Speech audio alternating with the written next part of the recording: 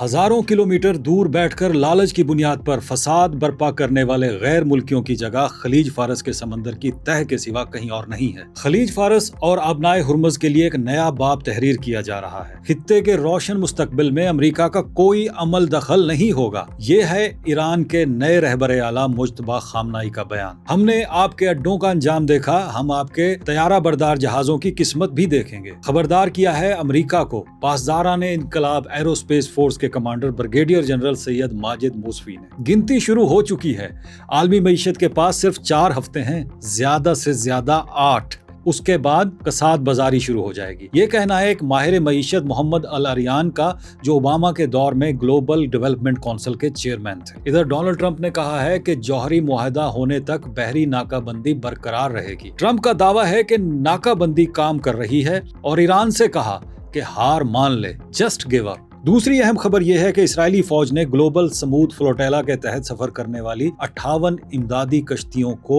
بحیرہ روم کے بین الاقوامی پانیوں میں روک لیا ہے۔ 600 ناٹیکل مائل دور اس کو روک لیا گیا ہے، جس پر مختلف ممالک کے سینکڑوں افراد موجود تھے، اور اس کو روکنے کا مقصد یہ ہے کہ دکھایا جا سکے کہ ہم کچھ بھی کر سکتے ہیں۔ اسرائیل کی طرف سے یہ سارا کچھ کیا گیا۔ وہ کشتیاں آخر کیوں گئیں؟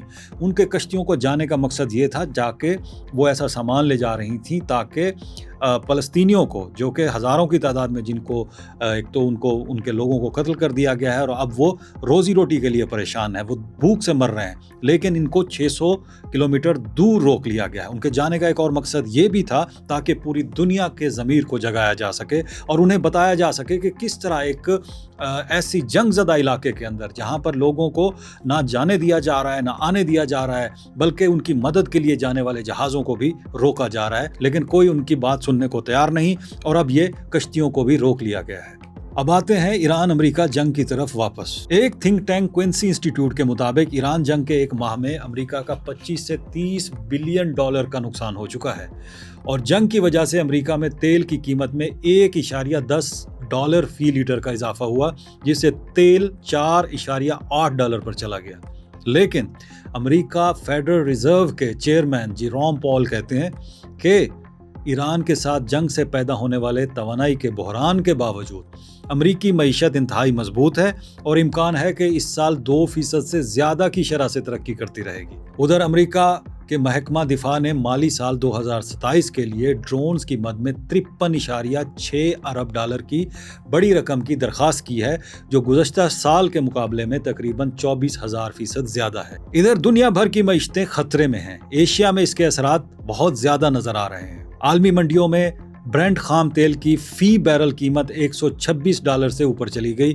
پاکستانی سٹاک مارکیٹ میں مندی دیکھی جا رہی ہے اور انڈیکس 4000 سے زیادہ پوائنٹس نیچے چلا گیا۔ اب جو اہم سوال ہے وہ یہ ہے کہ کیا ایران، جس کا امریکہ کوئی جہاز گزرنے نہیں دے رہا، کتنی دیر تک اس ناکہ بندی کو برداشت کر سکتا ہے، اور کیا ایران کی آئل پائپ لائنز اور کنویں پھٹنے کے قریب پہنچ چکے ہیں؟ امریکی صدر ڈونلڈ ٹرمپ نے 26 اپریل کو دعویٰ کیا تھا کہ امریکی اقدامات اور بحری ناکہ بندی کے باعث ایران کے پاس اب تیل کی ترسیل کے لیے کوئی جہاز باقی نہیں رہا، اور اس صورتحال کے نتیجے میں ایران کے پاس جو تیل کی ساری پائپ لائنز ہیں وہ پھٹ سکتی ہیں۔ ڈونلڈ ٹرمپ نے دعویٰ کیا تھا کہ یہ سب ہونے میں صرف 3 دن باقی ہیں۔ یہی دعویٰ امریکی وزیر خزانہ اسکاٹ بیسنٹ کی طرف سے 28 اپریل کو سامنے آیا۔ اسکاٹ بیسنٹ نے ایکس پر جاری اپنے بیان میں کہا تھا کہ امریکہ کی بحری ناکہ بندی کی وجہ سے ایران کی تیل کی پیداوار کی صنعت بہت متاثر ہو رہی ہے، اور جلد ہی کنویں سے تیل نکالنے کا عمل رک جائے گا۔ امریکی وزیر خزانہ کے مطابق اس کے بعد ایران میں پیٹرول کی قلت پیدا ہو جائے گی، لیکن ایرانی قیادت اب بظاہر ٹس سے مس ہوتی دکھائی نہیں دیتی۔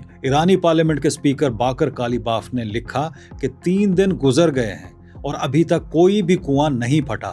انہوں نے تو یہاں تک کہا کہ ہم اس مدت کو 30 دن بڑھا کر کنویں کی صورتحال براہ راست نشر بھی کر سکتے ہیں، اور یہ بھی کہا کہ اس قسم کا بیکار مشورہ تھا جو امریکی انتظامیہ کو بیسنٹ جیسے لوگوں سے ملتا ہے۔ یہ ناکہ بندی پر بھروسہ کرتے تیل کی قیمت کو 120 ڈالر فی بیرل تک لے گئے ہیں، اور انہوں نے خبردار کیا کہ اگلا پڑاؤ 140 ڈالر فی بیرل پر ہوگا۔ لیکن کیا واقعی ایران لمبے عرصے تک اپنی بندرگاہوں کی ناکہ بندی برداشت کر سکتا ہے؟ رپورٹس کے مطابق مارچ میں ایرانی تیل کی یومیہ برآمدات تقریباً 18,50,000 بیرل یومیہ، جو اپریل میں ناکہ بندی کے بعد صرف 5,67,000 بیرل رہ گئی ہیں۔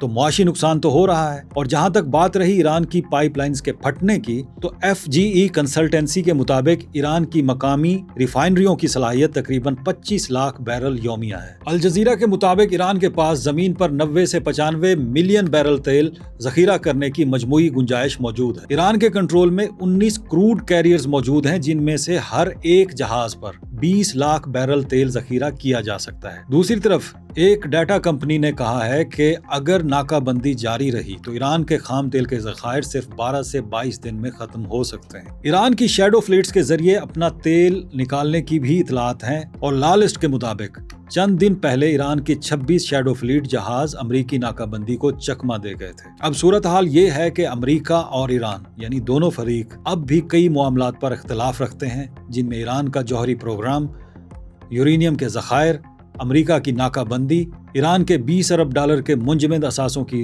रिहाई। अमरीका इस बात पर जुआ खेल रहा है कि ईरान पर मुसलसल मुआशी और सफारती दबाव बढ़ाया जाए और साथ ही ट्रंप दोबारा हमले की धमकियां भी दे रहे हैं कि शायद ईरान घुटने टेक दे। दूसरी तरफ ईरान अमरीका की फौजी बर्तरी से बखूबी वाकिफ है, इसलिए ईरान ने अबनाए हुर्मुज़ को बतौर दबाव इस्तेमाल करने की हिकमत अमली अपनाई हुई है, यहाँ तक कि अमरीका मजबूर हो जाए कि मुज़ाकराती हल ज्यादा बेहतर है। तो ईरान ये सोचकर बैठा है कि अमरीका मजीद कशीदगी में इजाफा नहीं करेगा, लेकिन अगर ये तनाज़ा तवील हो गया तो इसे तवील मुद्दत तक बरकरार रखना मुश्किल होगा। इधर टेलीफोनिक राब्ते में सदर पुतिन ने ट्रंप को खबरदार किया है कि वो ईरान पर दोबारा हमला करने से बाज रहे, क्योंकि इसके खतरनाक नताइज सामने आ सकते हैं।